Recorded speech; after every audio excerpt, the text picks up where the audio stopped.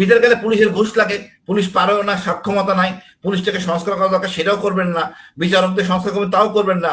আপনি চিন্তা করেন আমার মামলা এই সাক্ষীর আমি দেখে রাখি যেন হারায় না যায়, পাশে রাখলে কি সমস্যা হইতো। ওই কিছু সুশীল উপদেষ্টা আছে মনে হয় এই সমস্যাগুলি সৃষ্টি করছে। আর যদি কেউ করে থাকে আমি অবশ্যই মনে করি সেটা হলো জেনারেল হাফিজ, যিনি এই গ্যাপটা করার কোনো স্কোপ নাই। আমার সুযোগ ছিল গ্যাপের মধ্যে ঢুকার, দেখে আমি লজ্জা পেয়ে গেছি। এই বিপ্লবের সময় আমি মাঠে ছিলাম, তখন তো কেউ বলে নাই নির্বাচনের কথা, সত্য কথা বলছে। আমরা তো এই ফ্যাসিস্টকে সরানোর জন্য এই আন্দোলন, অনেকে তো বলে যে দলের কথাও তো বলে নাই, কোনো দলই তো বলে নাই, এরা দল ছিল না, দল করতে বাধ্য হয়েছে। কে বাধ্য করছে? আপনাকে আপনার কথা বলতে হবে তো। আমরা তো ফ্যাসিস্ট সরাতে চাচ্ছি, ফ্যাসিস্ট কেন হয় সেই কারণগুলি বাই করি, সেটাকে আমরা একটা সিদ্ধান্তে আসি। আমরা দলের কোনো আলোচনার দরকার নাই, এনসিপির সাথে আলোচনা করার কারণে আমরা গণভোট নেন, জনগণ কি বলে শুনি, জনগণ বলতে বুঝি না অল্প কিছু লোক নো। আমরা গণভোট নেন, গণভোট নিচ্ছেন না কেন? গণভোট নিয়ে নতুন সংবিধান করে ফেলেন। এই সংবিধান বানিয়েছে শেখ মুজিবুর রহমান নিজের ইচ্ছা মতো করে, সেই সংবিধান আমরা কেন মানবো?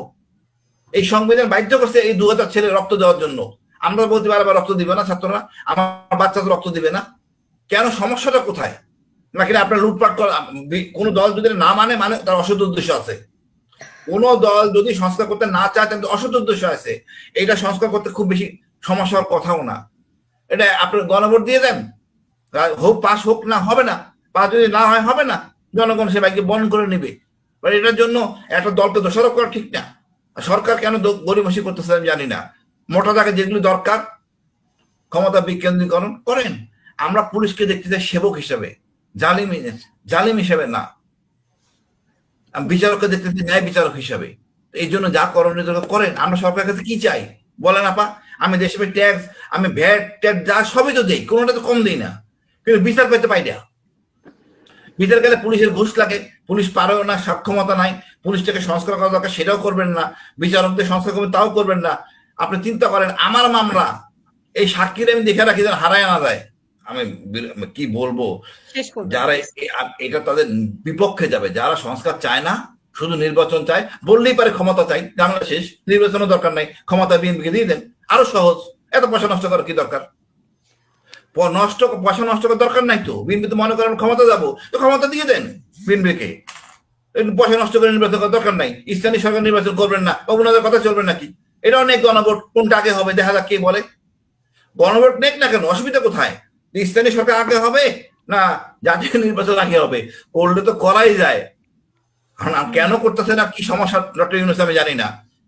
আমার এটা কোনো সমস্যাই হওয়ার কথা না। আপনার কেন বুঝছেন 3-4টা সংস্কার জরুরি সংস্কারটা আটকে আছে এরকম বিষয়টা? অবশ্যই বিএনপি মনে করতে আমি ক্ষমতায় যাব, এত কষ্ট করার কি দরকার? আমি করবো। না না, আমার কথা 10 মাস সরকার কি কাজ করতে পারছে না বিএনপির জন্য? এই 10 মাসেও কাজ করতে পারে নাই। সরকারের মধ্যে অনেক আতেল আছে, অনেক আতেল আছেন, তারা বলেন যে না এইভাবে হবে না, গণভোটে হবে না, আমরাই পাস করব। পাস করার কি? এই সংবিধান বাতিল করে নতুন করে সংবিধান লিখি না কেন, অসুবিধা কোথায়? সরকারের মধ্যে সমস্যা নাকি? সরকারের মধ্যে অনেক সুশীল আছেন, সরকারের অনেক সুশীল আছেন, অনেক ভয়বিদ্ধ লোক আছেন, ওরা ভয় পান মৃত্যুর। আরে মরেন না জনগণের জন্য, কি হবে আপনার? গণভোট করেন, জনগণ দেখেন জনগণ কি সিদ্ধান্ত দেয়। এরকম মরধরার লোক দরকার নাই। এটা এই উপদেষ্টা মানে না সংস্কার, বের করে দেন, ঝামেলা শেষ। জুলাই বিপ্লবে আবু সাইদ যারা মারা গেছে তাদেরকে সম্মান দেখায় নাই, ওদের নিয়ে একটা কথাই বলে নাই, আন্দোলনকে অন করে নাই। আমার লজ্জা লাগছে অ্যাড্রেসটা শুনে। আমি সেনাবাহিনী একটা অবশ্য 28 বছর চাকরি আমি করছি। এই আজকে বিপ্লব হইতেছে এই ছাত্রদের জন্য, এদেরকে সম্মান দেখানো নাই, এদের কথা বলে নাই, নিজেদের মন করা কথা বলে দিচ্ছে। এখন আমি বলি কয়েকটা কথা। সেনাবাহিনী আমাদের সার্বভৌমত্বের প্রতীক।